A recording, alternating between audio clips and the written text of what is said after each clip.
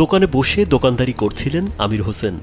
এ সময় ডিবির এসআই দেলোয়ার ও কনস্টেবল ইসমাইল সহ ৩ জন তাকে তাদের সাথে যেতে বলে।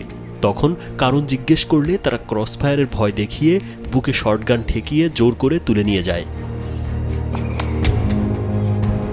পরে তাদের গাড়িতে তুলে ৫ ঘন্টা বিভিন্ন জায়গায় ঘুরিয়ে মারধর করে ও ৫ লাখ টাকা চাঁদা দাবি করে। টাকা দিতে না চাইলে তাকে ১,০০০ পিস ইয়াবা দিয়ে মামলার ভয় দেখায়। পরে ধারকর্জ করে প্রায় ২ লাখ টাকা দিয়ে ছাড়া পান ওই ব্যবসায়ী। ৫ ঘন্টা মাইক খুলে আমাকে শহরে ঘুরছে, ঠিক আছে, ভৈরব দাঁড়িয়ে খুলে চলে ৫ ঘন্টা ঘুরছি।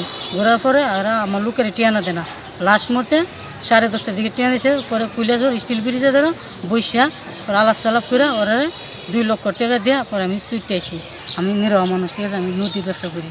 ওরা বিচারছে আমি দেলোয়ার, ডিবি ইসমাইল আর দেলোয়ার।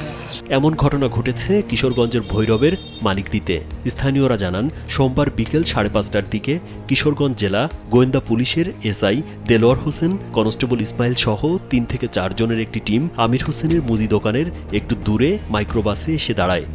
দোকানের ভিতরে বসা ছিল, তখন এদিকে আসছি, তখন আসছি, ঠিক আছে, তখন আরেকজন আইসা বলবেন এখানে পাশাপাশি দাঁড়া গেছে।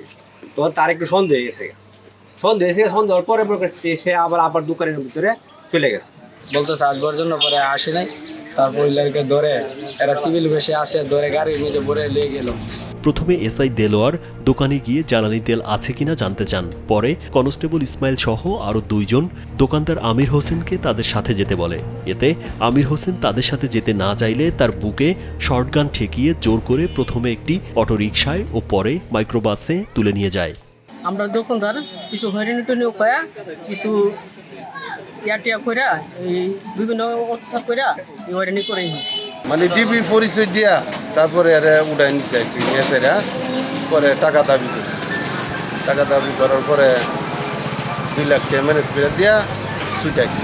জেলা গোয়েন্দা পুলিশের ভারপ্রাপ্ত কর্মকর্তা আজিজ আহমেদ জানান, এ ঘটনায় তদন্ত কমিটি গঠন করা হয়েছে। তদন্তের পর বিস্তারিত জানা যাবে।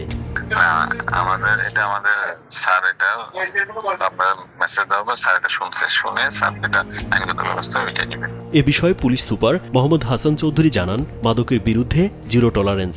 তবে এ ঘটনায় তদন্ত করে সত্যতা পাওয়া গেলে বিভাগীয় ব্যবস্থা নেওয়া হবে।